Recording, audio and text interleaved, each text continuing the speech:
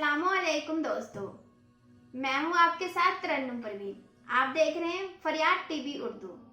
दोस्तों, आज मैं आप सभी को आदम अलैहिस्सलाम के बेटे हाबिल और काबिल का वाक़या बताऊंगी। और आज मैं आपको ये भी बताऊंगी कि जब इंसान मर जाते हैं तो उसको दफनाते क्यों हैं और ये दफनाने का वाक़या कब से स्टार्ट हुआ। तो आइए सुनते हैं। दोस्तों, बाद रिवायत में आते हैं कि माँ हवा अलैहिस्सलाम को 40 बच्चे हुए। रोज दो होते थे जोड़े में एक लड़का एक लड़की होती थी।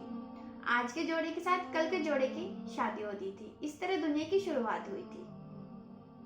लेकिन हाबिल और काबिल ये भी जोड़े थे।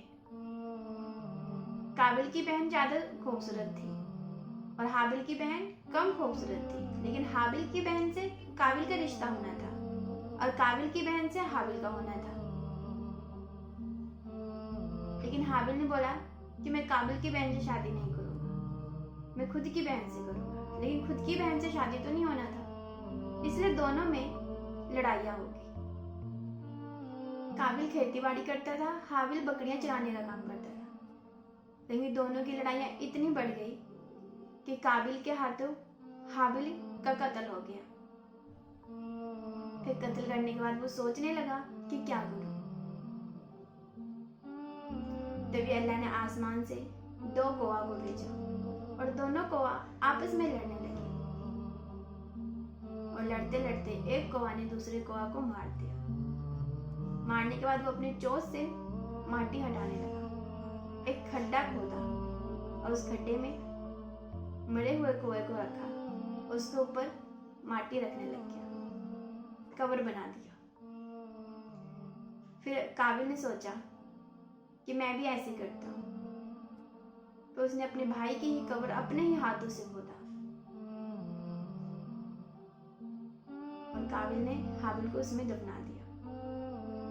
फिर दोस्तों, हाबिल की बहन अकेली रह गई थी। फिर अल्लाह ने शीस अलैहिस्सलाम को पैदा किया। शीस अलैहिस्सलाम के साथ कोई भी जोड़े नहीं हुए थे, वो अकेला था। बहुत ही नेक दिल नरम मिजाज का इंसान था। अल्लाह ने आदम अलैहिस्सलाम के बेटे में से शीस अलैहिस्सलाम को नबूवत दी। शीस अलैहिस्सलाम को अल्लाह ने नबी बना के भेजा।